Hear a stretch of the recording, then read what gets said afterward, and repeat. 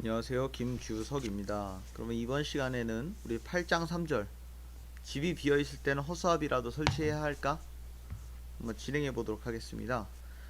최근에 이제 또 빈집 관련해서도 이야기가 많이 나오고 있습니다. 실제로 일본 같은 경우에는 빈집의 비율이 매우 높다고 하죠. 우리나라도 절대 이제 낮은 수준이 아닙니다. 부동산이 뭐 공급 부족으로 비싸다고는 하는데 실질적으로 뭐 비어 있는 집들은 또 많습니다. 사람들이 이제 선호하는 집이 있고 대체적으로 아파트를 더 선호하기도 하고 또 수도권 서울 근처로 갈수록 더 몰리는 경향이 있기 때문에 또 그런 것도 있다고 합니다. 그래서 빈집들이 이제 점점 늘어나고 있는 추세고요. 실제로 서울 인구도 최근에 매년 10만 명 정도씩 줄어들고 있는 현상을 보입니다.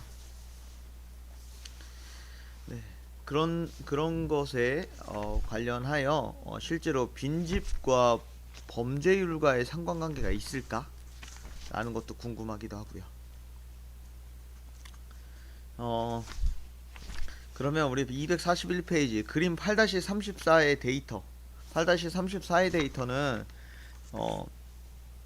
이제 빈집 비율과 1000명당 범죄 발생 건수입니다. 이 관련해서는 제 깃허브에도 데이터가 있습니다. 그걸 활용하셔서 한번 확인해 보시면 되고요. 이 데이터를 기반으로 빈집 비율이 10% 미만인 지역과 10% 이상인 지역을 나눈 후 파이썬을 활용하여 피어슨 상관 분석을 해보자 라는 것입니다.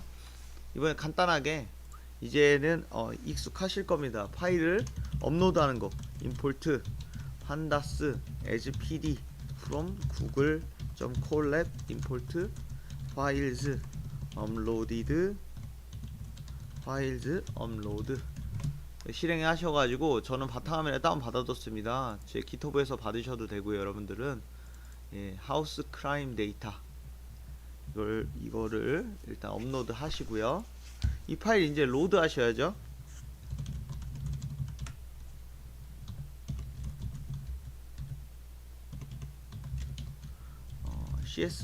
pd.read csv io.string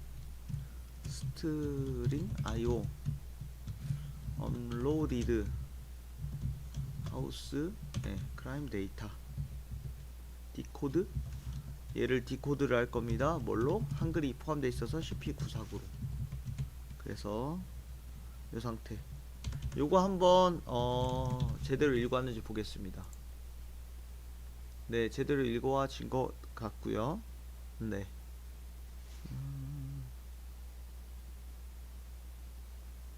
네. 그러면 이 상태에서 아까처럼 조건을 정하는 겁니다. 언더 10 그리고 오버 10 이렇게 나눠서 폼은 돌려줘. 어떻게 i in range 0부터 df length 끝까지. 그 다음 if 이번에 df.log i의 빈집 비율이죠. 이거 수치 얘가 0번인데 10보다 작으면 얘는 언더에다 포함시키면 되겠습니다. 그래갖고 df.log i 0 넣으시고요. df.log i 1 넣으시면 됩니다. 이번에는 10을 포함해서 초과하는 거 오버에다 넣으시고요. 아이고 그대로 가져오면 되겠네요. 오버 10 이렇게. 그런 다음에 얘를 이제 상관 분석 하시려면 여러분들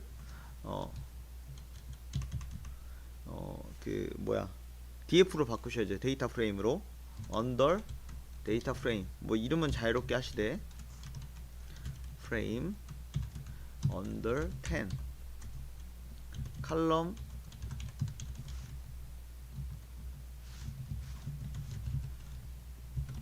빈집 비율 퍼센트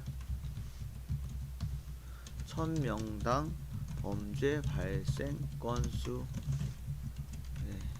이번에는 오버 뭐 이름이야 자유롭게 하시면 되고. 여기까지도 일단 정상적으로 되는지 한번 실행해 보겠습니다. 예, 문제 없는 것 같습니다. 그럼 이번에는 코릴레이션 돌려야죠.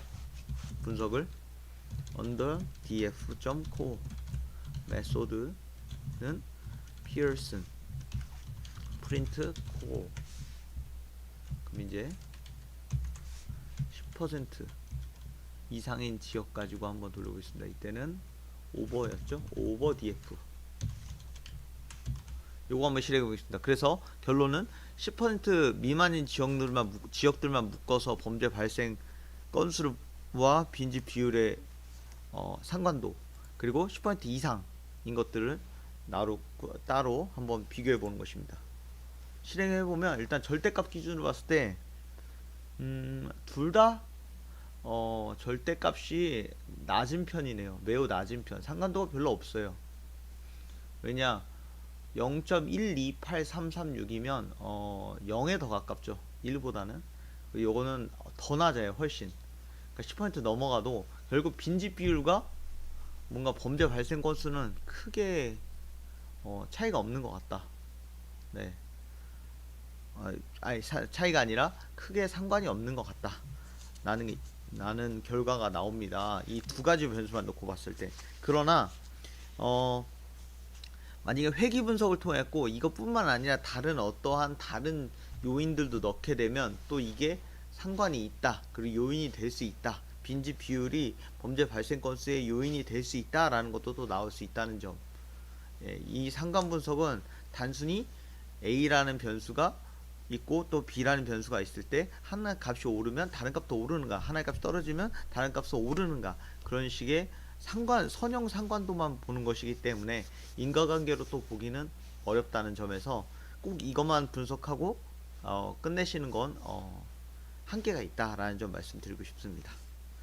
예, 그래서 이렇게 한번 확인해 보셨고요. 그 다음은 243페이지에 예제 8-4번입니다. 어느 중학교 배드민턴 동아리 남학생 10명의 키와 몸무게는 다음 표와 같다. 키와 몸무게의 상관관계를 분석해 보시오. 키와 몸무게가 10건이 있고요. 그러면 이걸 가지고 우리 일단 그냥 리스트로 만들어 보실까요?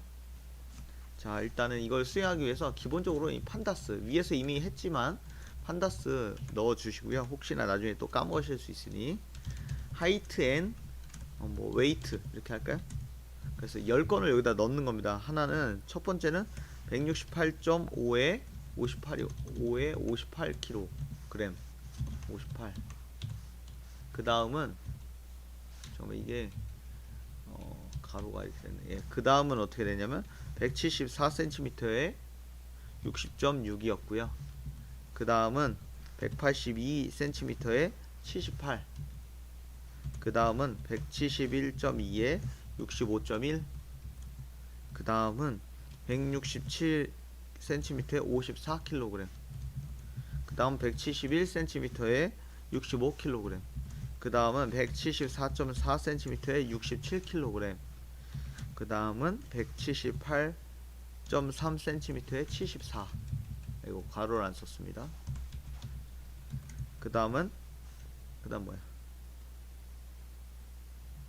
165cm 56kg. 그 다음에 187 92.3.